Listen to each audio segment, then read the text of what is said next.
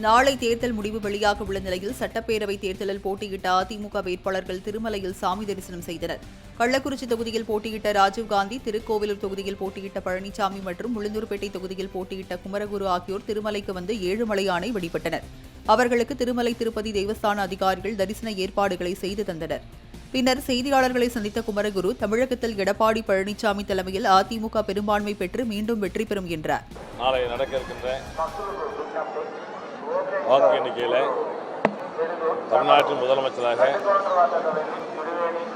அருமை அண்ணன் எங்கள் கழக பொதுச் செயலாளர்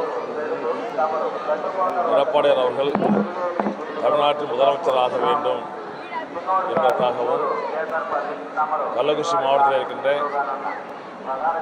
நான் போட்டியிடுகின்ற உளுந்தூர்பேட்டை தொகுதியிலே நான் வெற்றி பெறுவதற்கும் தமிழ்நாட்டில் நாளை நடக்க இருக்கின்ற வாக்கு எண்ணிக்கையில் தமிழ்நாட்டின் முதலமைச்சராக அருமை அண்ணன் எங்கள் கழக பொதுச் செயலாளர் எடப்பாடியார் அவர்கள் தமிழ்நாட்டின் முதலமைச்சராக வேண்டும் என்பதற்காகவும் கள்ளக்குறிச்சி மாவட்டத்தில் இருக்கின்ற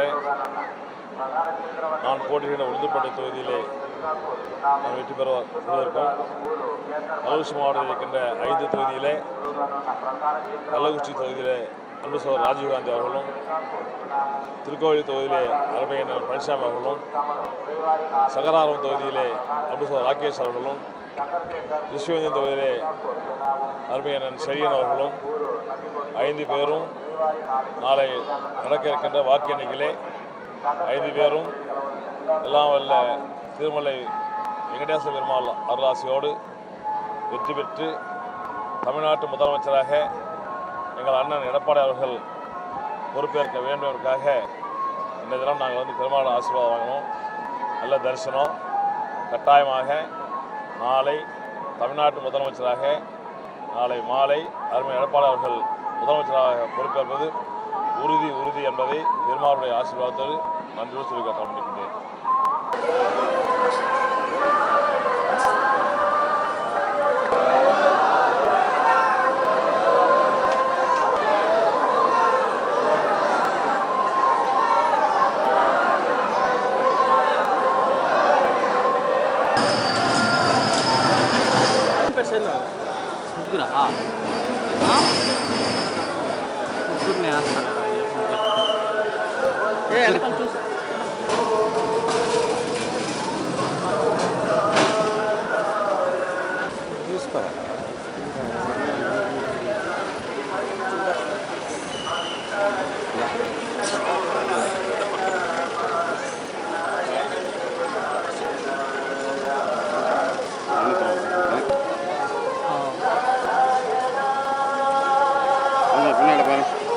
மேலே போகிறீங்களா சார்? ஒரு மாட்டு 3 பேர் நீங்க சார்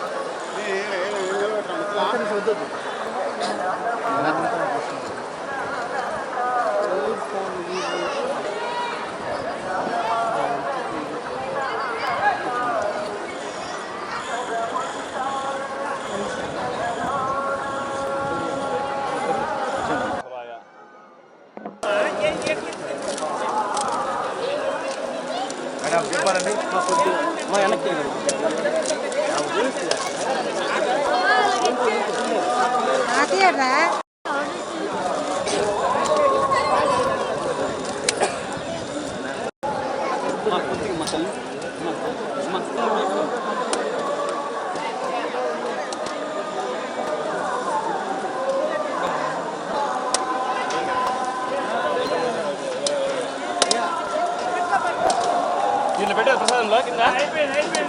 ఇంత ఆడ పెట్టాను అంతే.